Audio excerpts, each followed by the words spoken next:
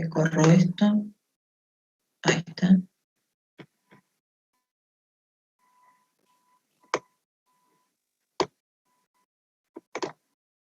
Uy. Bueno, ¿me escuchan bien? Sí. ¿Sí? ¿Está todo bien? Bueno, ¿seguimos? Sí, perfecto. Bueno, gracias. Bueno, estábamos hablando de una patología que les decía que no era, creo que todos escucharon hasta ahí, que no era muy común, pero que sí se presenta y que la clínica está, que hay una erosión a nivel del paladar, en el sector generalmente posterior, y la etiología de esta patología es una, isquemia de todo el sistema vascular de la zona, que irriga a todos los lóbulos de esas glándulas salivales menores que nosotros tenemos en ese sector. Fíjense que acá sí es bien patrimonio de las glándulas salivales menores. ¿Cuáles son los factores predisponentes de esta patología? Fíjense, el tabaquismo y el alcohol están en primer lugar, alguna prótesis que pueda producir algún trauma, eso está descrito en algunos artículos, alguna cirugía reciente puede ser, lesiones traumáticas, infecciones respiratorias y enfermedades sistémicas como la bulimia y la anorexia. Todos estos son los factores predisponentes. Entonces, por ejemplo, vemos que la clínica, como les dije, ya la vimos esta foto, describimos este tipo de lesión, y lo importante es que en los cortes tomográficos vean que no tiene ninguna manifestación en el tejido óseo de soporte. Es decir, no vamos a encontrar ninguna erosión en el hueso o algún tipo de discontinuidad. Ese es un signo patognomónico de esta patología. Perdón, ahí. ¿Qué tratamiento debemos hacer? Bueno, en general todo lo que dijimos, si tiene alguna patología de base como todas las que vimos, es, bueno, tratar de eliminar la causa o mejorar el estado sistémico de ese paciente, porque como les digo, lo importante de saber de esta patología es que es autolimitante. En general, como por supuesto, como dice la diapositiva, es conservador.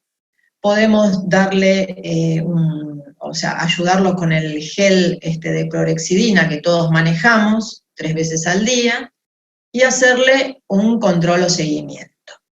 Ahora, si bien es autolimitante, y acá está lo importante, que ustedes después lo van a ver en la segunda clase, hay que hacer el diagnóstico diferencial con alguna patología de tipo tumoral, ¿sí? Sobre todo de alguna patología tumoral maligna, donde generalmente se tiende a una necrosis del epitelio. O sea, es lo que vamos a ver. Entonces, ¿qué es lo importante de esto? Que ustedes pueden llegar a manejar esta patología, pero si después de 4 semanas no remite, obviamente se realiza una biopsia. Y nos vamos después a remitir al resultado para hacer el diagnóstico diferencial, como les estaba diciendo. Y este es un caso clínico donde el paciente, lo que había ocurrido no era que tenía ninguna, ningún hábito pernicioso como tabaquismo, alcohol, ni nada que se le parezca, sino que había utilizado un aerosol, esos aerosoles con ibuprofeno, en forma excesiva durante más de 5 días, con muchas dosis en el día, entonces había producido este tipo de necrosis. Lo que ocurre con esto, imagínense que el paciente va a venir con una sintomatología dolorosa importante, y obviamente donde va a estar asociado una alteración en los hábitos de la alimentación por el dolor. Entonces eso va a agravar el cuadro. Entonces, un poco lo que volvemos a ver acá, que no tiene ninguna alteración a nivel óseo, y fíjense que en este caso se realizó una plaquita para conservar la mucosa. Y este es otro cuadro también, otro caso clínico, perdón, donde también vemos cómo nos puede confundir con alguna patología maligna. Después vamos a ver cuáles van a ser los tumores. Y un poco también para demostrarles esto, que no tiene ninguna alteración ósea. Y el tratamiento, en este caso, se hizo la biopsia, dio este diagnóstico, y fíjense que después remite sin ningún problema, sin ninguna secuela. Bueno, vamos a pasar a otro capítulo, que también es bastante, este sí es bastante frecuente, que son las enfermedades autoinmunes o asociadas a algún síndrome.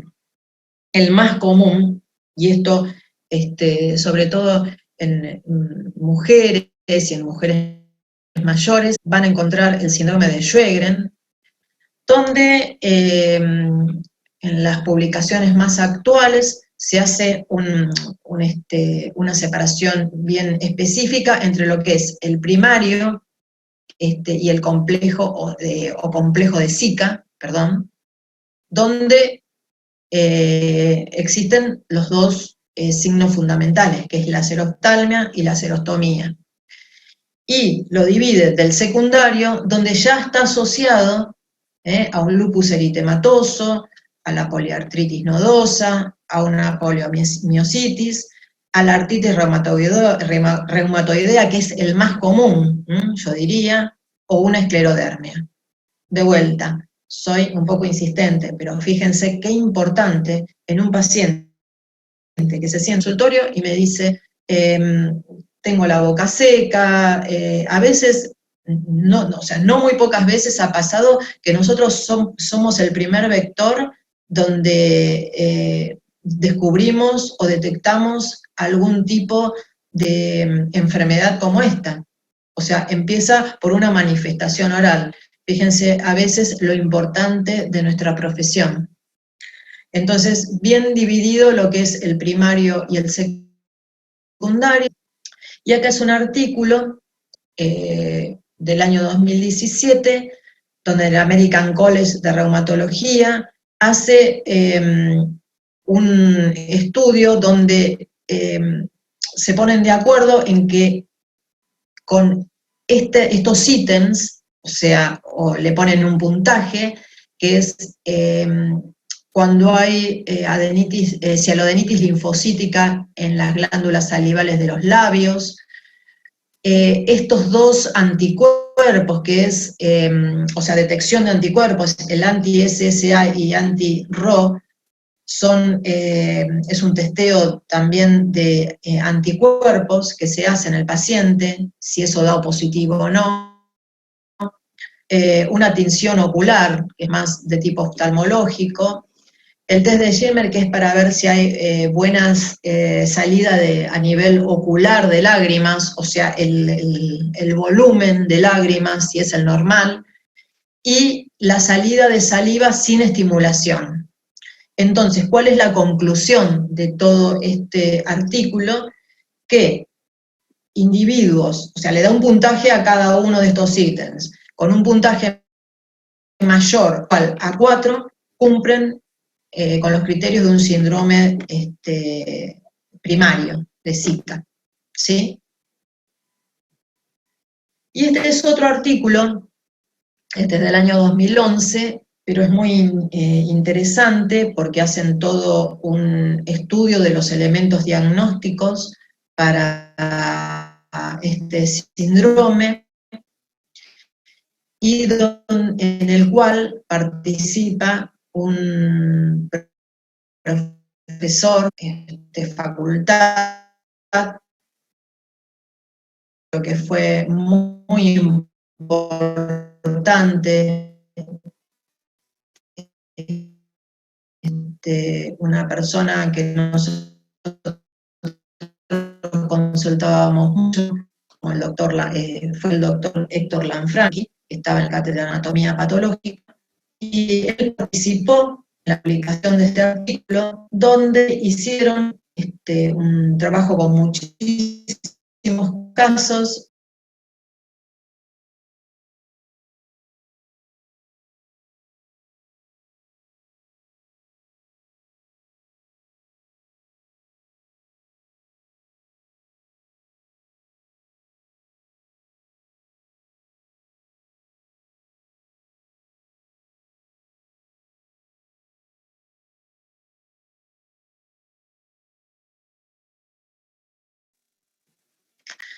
Se hace una disección roma, con una aguja atraumática, una divulsión de ese tejido, y se obtienen, como dijimos, en ese número de 5 a 10 glándulas salivales menores que se remiten a su estudio anatomopatológico.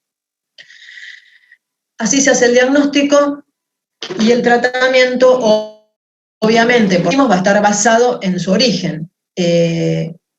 Si es asociado o secundario, vamos a tener que hacer un tratamiento interdisciplinario con lo que es el médico que es de cabecera de ese paciente, si tiene su reumatólogo, con el oftalmólogo, ginecólogo, estomatólogo. Es decir, es un tratamiento realmente multidisciplinario por las características de la enfermedad. Podemos hacer sintomatológico, y sí, los pacientes sufren mucho, estos pacientes con este síndrome, generalmente están acostumbrados y ya son consumidores crónicos de saliva artificial, y la pilocarpina, que es una droga que actúa a nivel de los receptores de los músculos, sobre todo del ojo, para poder mejorar el cuadro. Y en última instancia, muchas veces está indicado el tratamiento sistémico con corticoides. Por último, en esta primera serie de patologías que damos en esta clase, vamos a ver los trastornos obstructivos, que dijimos eran uno de los más comunes de glándulas salivales.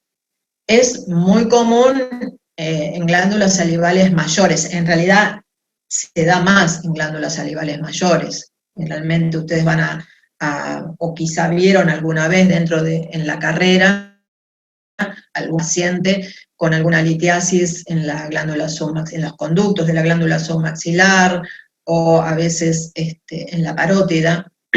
Pero bueno, también se da en glándulas salivales menores, y es por obstrucción del conducto y, por supuesto, un poco asociado a lo que dijimos antes. Si hay una obstrucción de ese conducto y hay un éstasis de saliva, entonces va a haber una inflamación asociada.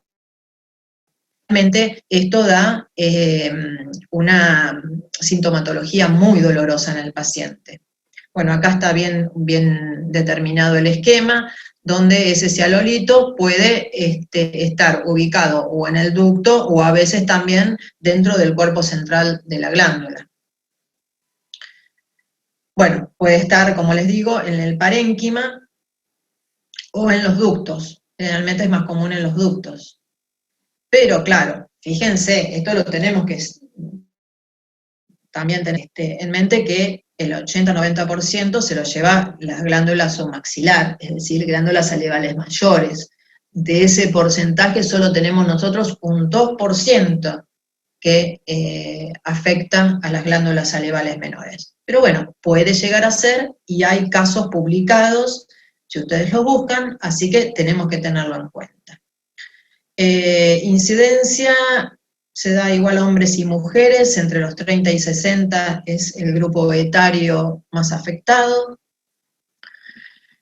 ¿Y dónde se puede localizar? Bueno, y todos los lugares que dijimos, que recuerdan del asentamiento de estas glándulas, es decir, en la mucosa bucal, en el labio inferior, en vestíbulo, en el espacio retromolar, paladar, lengua, o piso de boca de lo que es el ducto de la glándula submaxilar. En lo que a mí respecta, he visto sí en mucosa yugal, en una glándula salival menor. Por eso les digo, no es muy común, pero tienen que tenerlo en cuenta. Y bueno, es lo que dijimos, como cualquier otra litiasis, ese éstasis salival produce un cuadro local, y eso altera el pH, o sea, lo aumenta. O sea, un cuadro inflamatorio, el pH aumentado, lo que hace que se precipiten más fosfatos y carbonatos. O sea, fíjense cuál es el origen antes de llegar al cialolito. ¿Qué es lo que nos preguntan muchos pacientes? ¿Por qué me pasa esto? Bueno, puede ser todo esto para decirles que puede haber atrás todo lo que estuvimos viendo de alguna patología.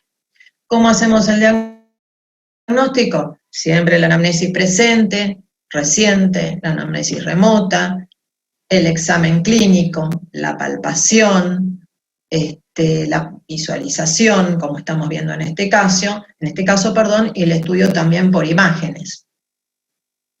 Fíjense ustedes que acá, bueno, estamos viendo a lo que yo les dije, a veces en la mucosa yugal, bueno, este es lo anatomopatológico que ven el cialolito ahí en el medio. También puede ser una tomografía, una ecografía, ¿sí? Donde van a poder visualizar lo que es ese cialolito. En cuanto al diagnóstico por imágenes, sí, la panorámica poco les va a ayudar, sí una ecografía, una endoscopía, sí puede ser, si tienen la posibilidad de que el paciente se lo haga, y si no una tomografía computada, lo que sí recuerden que en este caso de glándulas salivales menores el tamaño es muy pequeño, ¿no?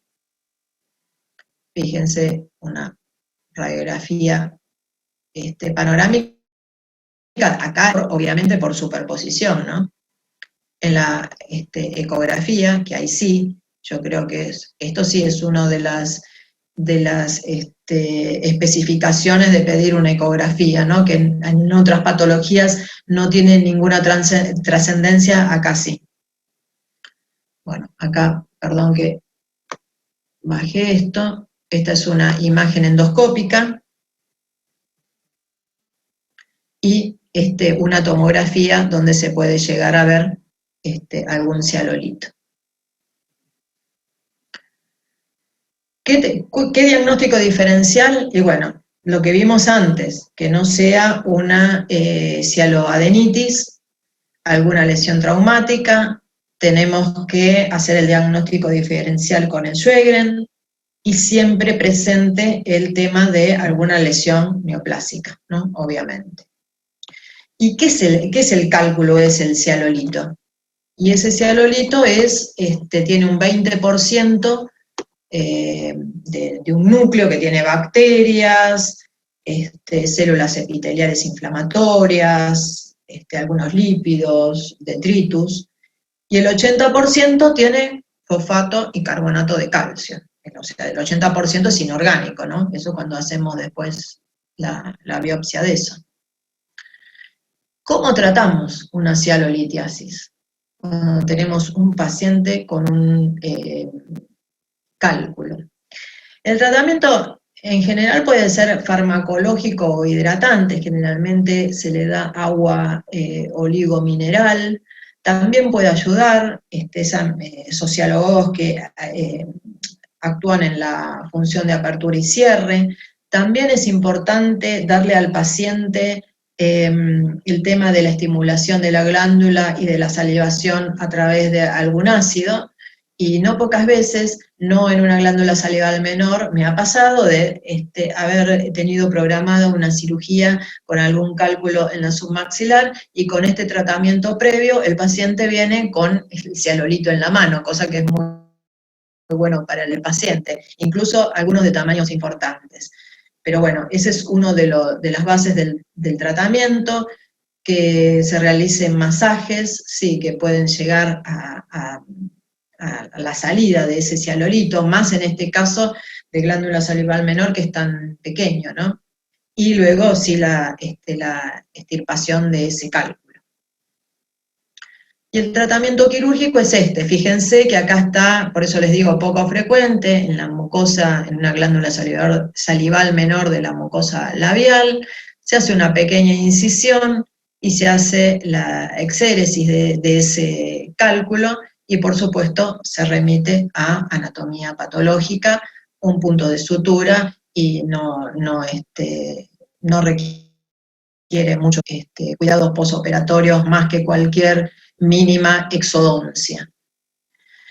Bueno, hasta ahí hemos llegado. Creo que ya fíjense que para la próxima clase les van a quedar todo lo que es los trastornos de de retención, de extravasación, donde van a ver también, algo ahí sí que es más común que ustedes vayan a ver todos los días, que es el tema de los mucoceles. Bueno, van a ver todas asociados, o sea, a otras patologías o síndromes, y el tema también importante que tiene que saber de todas las neoplasias benignas y malignas que asientan sobre todas estas localizaciones que tienen las glándulas salivales menores. Por si no me escucharon al principio, cuando estábamos entrando todos, yo les di la bibliografía que me parece la más adecuada, que es el HAP y Tucker, que son las más actualizadas. Tiene algo el libro de Raspal, el Navarro Vila, que siempre también recomiendo, que son dentro de los más actuales, y también en el de Pogrel, también tienen algo. Bueno. ¿Puede ser que escriba el primer nombre del libro en el chat? Porque no sé cómo buscarlo. H-U-P, Tucker.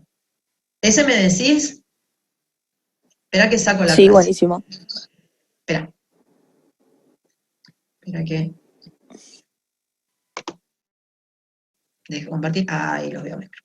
Bueno, perfecto.